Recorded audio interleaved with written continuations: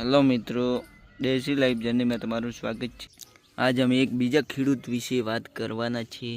આ છે અને શું કહેવાય? હોળિયો ભાઈ। હોળિયો કહેવાય? શું કહેવાય? હોળિયો ભાઈનું કેવું એવું થાય કે ભાઈ આને હોળિયો કહેવાય। મારું મનથી એવું લાગે છે કે ભાઈ બીજો ખેડૂત કહેવાય। ભાઈ આને વિશે થોડું મારે જાણવું જોઈએ અને તમને બતાવવું જોઈએ કે કેવો હોળિયો આવે અને કેમ આવા ખાડા જેવા બનાવે છે। ગામડામાં તમે દેખ્યા હશે ઘણી બધી જગ્યાએ, તમે ગામડામાં રહેતા હશો તો બધી જગ્યાએ તમને દેખાતા હશે સવારના વહેલા, બપોરના ન દેખાય। કેમ કે દેખો તમે મિત્રો એકદમ કૂવા જેવા મસ્ત બનાવ્યા। તમને પણ બતાવું અંદરથી કાઢીને કેવું એવું।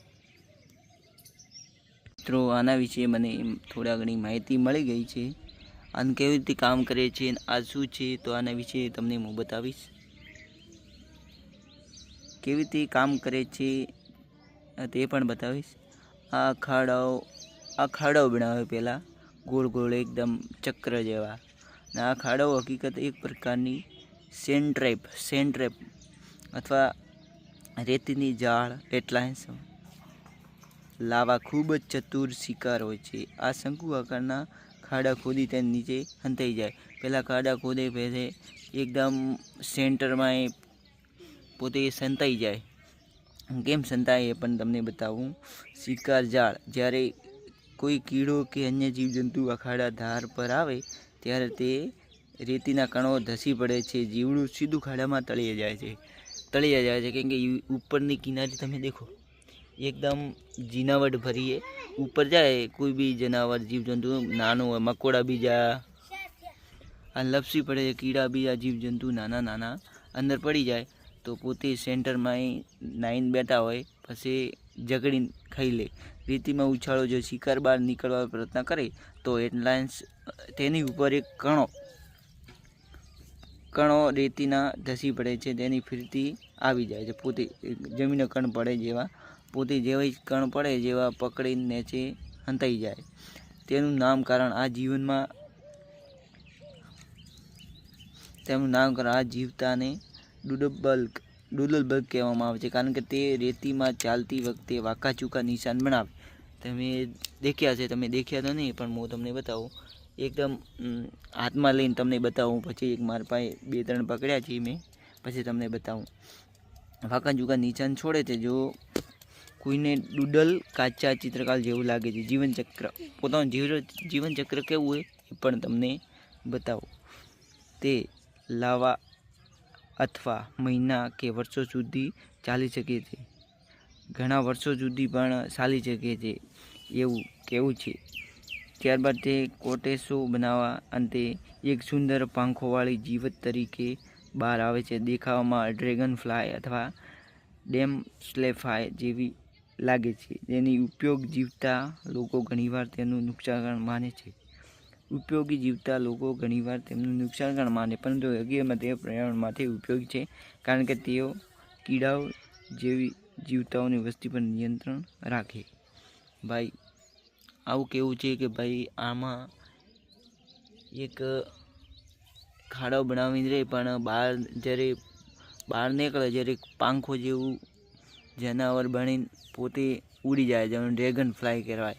પણ મેં જોયું નથી ઉડવામાં પોતે સફળતાપૂર્વક રહે કે નહીં, પાંખો પણ મેં નહીં દેખી, પણ તો પણ તમને બતાવું એક કેવા છે। દેખો મિત્રો, દેખાય છે તમને આ ખાડાવાળા જેને હળિયો કહેવાય। શું કહેવાય ને? હળિયો।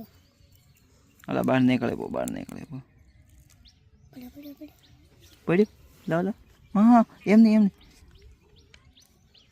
દેખો મિત્રો, આને પાક તો હોતી નથી પણ દેખાતી નહીં મન કેવી રીતે પોતે ઉડી જાય, કેવી રીતે નહીં ઉડતા એ પણ ખબર નહીં, પણ પોતે શિકાર કરવામાં બહુ જ માહિર રહે।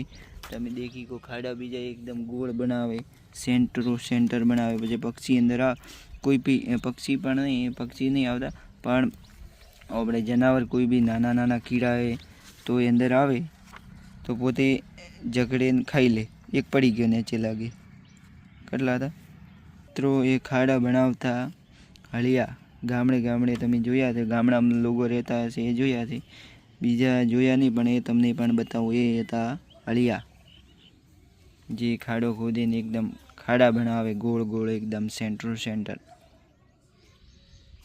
શું તું તો આ હળિયા કોઈ ખાય કાં ખાયા ઘેગુડા ખાય જનાવર નેના નેના. બીજું શું ખાય? બીજું કોઈને ખાય? ઘણી જગ્યા ખડે દેખાવા મળે આ ગમે ઉઠે.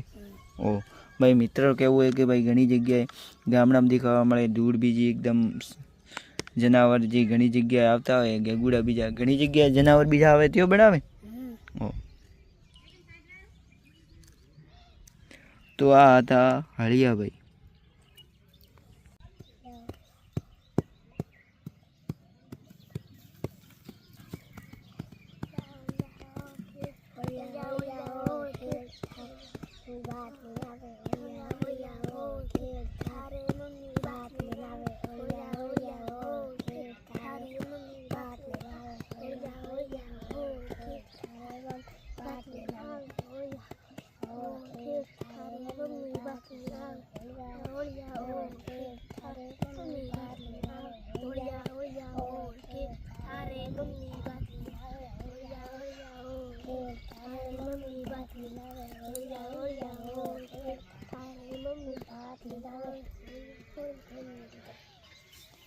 નેર્યું ભાઈ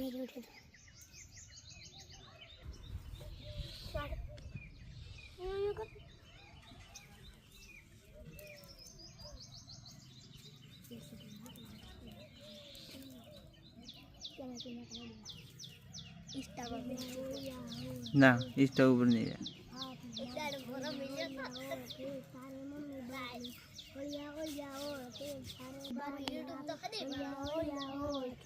थारे मम्मी बात लाओ ओया ओया ओ के थारे मम्मी बात लाओ ओया ओया ओ के थारे मम्मी बात लाओ ओया ओया ओ के હેડે હે લગભગ હેડતો હશે. थारे मम्मी बात लाओ ओया ओया ओ के थारे मम्मी बात लाओ ओया ओया ओ के थारे मम्मी बात लाओ ओया ओया ओ के थारे मम्मी